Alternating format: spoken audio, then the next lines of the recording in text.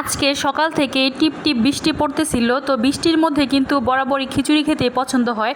কিন্তু আমি কিন্তু দু এক দিনের মধ্যে খিচুড়ি খেয়ে ফেলেছি।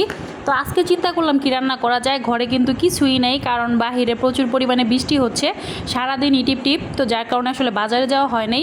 তো ঘরে আসলে লতা ছিল ফ্রিজে, তো লতাটা দিয়ে আজকে চিন্তা করলাম কি রান্না করা যায়।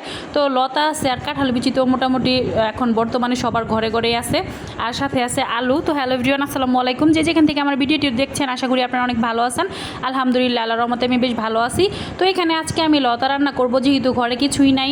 তো সেই জন্য চিন্তা করতেছিলাম যে ঘরে ফ্রিজে লতা আছে, তো লতাটা দিয়ে রান্না করি। তো লতা সুন্দর করে কেটে কুটে ধুয়ে নিয়েছি। তারপরে কিন্তু এখানে আমি ঘরে আসলে লতা দিয়ে কী রান্না করব, দেখতে পাইলাম যে চিংড়ি শুটকি আছে, তো চিংড়ি শুটকিগুলাই রান্না করব। তো চিংড়ি শুটকিগুলোকে আমি গরম পানি দিয়ে খুব ভালোভাবে পরিষ্কার করে ধুয়ে নিয়েছি। তারপরে কিন্তু আমি কাঁঠালের বিচি, আলু এবং লতা সবগুলা খুব ভালোভাবে কেটে কুটে পরিষ্কার করে ধুয়ে নিয়েছি। তারপরে এখানে একটি প্যান বসিয়ে পরিমাণ মতো তেল দিয়ে পেঁয়াজ আর রসুন কুচি দিয়ে দিয়েছি। তারপরে কিন্তু সেগুলোকে হালকা করে ফ্রাই করার পরে এখানে চিংড়ি শুটকিটা দিয়ে দিলাম। আর চিংড়ি শুটকিটাও খুব ভালোভাবে ভেজে নিতে হবে লাল লাল করে। আমার কাছে আসলে শুটকি আইটেম একটু না ভেজে রান্না করলে ভালো লাগে না, সেই জন্য আমি খুব ভালোভাবে ভেজে তারপর রান্না করার চেষ্টা করি, যে করে শুটকির যে একটা বাজে স্মেল থাকে সেটা কিন্তু আসে না। যারা শুটকি লাভার আছে তারা কিন্তু আসলে কম বেশি শুটকি খেতে খুবই পছন্দ করে।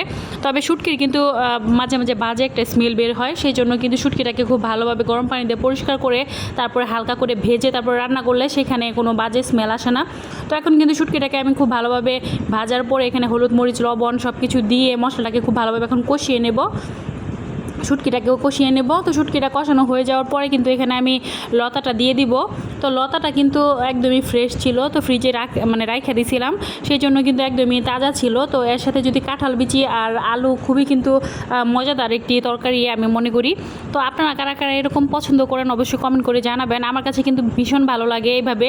তবে লতা দিয়ে আমার কাছে চেপা শুটকি বেশি ভালো লাগে খেতে, বাট ঘরে কোনো শুটকি ছিল না, শুধুমাত্র চিংড়ি শুটকিটাই ছিল, যার কারণে আসলে এইটা দিয়ে রান্না করতে হইতেছে। তো এখন কিন্তু খুব ভালোভাবে এই মশলার সাথে মিক্স করে নিলাম, তারপরে ঢাকনা দিয়ে ঢেকে দিলাম। এখন কিন্তু খুব সুন্দর করে এটাকে কষিয়ে নেব। তো দেখতেই পাচ্ছেন লতা কিন্তু খুব অল্প টাইমের মধ্যে কষানো হয়ে যায়, একদম সিদ্ধ হয়ে যায়, সেই জন্য কিন্তু সময় লাগে না। 5-7 মিনিটের মধ্যে কিন্তু আমার লতাটা কষানো হয়ে গিয়েছে। তো এখন আমি পরিমাণ মতো পানি দিয়ে দিব, এটা ভালোভাবে সিদ্ধ হওয়ার জন্য, যাতে কাঁঠালের বিচিটা সিদ্ধ হতে সময় লাগে, সেই জন্য একটু সময় নিয়ে এটাকে ভালোভাবে রান্না করতে হবে। তো তারপরে কিন্তু এখন পরিমাণ মতো ঝোল দিয়ে ঢাকনা দিয়ে ঢেকে দেবো। আর ঢাকনা দিয়ে ঢেকে দেওয়ার পরে 10-15 মিনিট এটা অপেক্ষা করলে একদম সুন্দর করে পানি যখন একদম হয়ে যাবে, শুকিয়ে যাবে, তখনই কিন্তু এই তরকারিটা হয়ে যাবে। কারণ এই লতার তরকারিটা কিন্তু ঝোল রান্না করলে ভালো লাগে না, অনেকের গলায়ও ধরে, সেই জন্য কিন্তু আমরা কখনোই লতার তরকারি ঝোল রান্না করি না, একদমই পুরা টাইপের রান্না করি। আর এইভাবেই কিন্তু খেতে ভালো লাগে। তো আমি কখনোই আসলে লতা তরকারি ঝোল রান্না করি নাই। আমি যখনই লতা তরকারি রান্না করছি, শুটকি হোক মাছ হোক, সেটা অবশ্যই একটু পোড়া করে রান্না করার চেষ্টা করি, ঝোল একদম শুকিয়ে ফেলি। তো আজকের রেসিপিটি কেমন লাগলো অবশ্যই কমেন্ট করে জানাবেন। আজকের ভিডিওটি এই পর্যন্তই। সকলে ভালো থাকবেন, সুস্থ থাকবেন। আল্লাহ হাফেজ।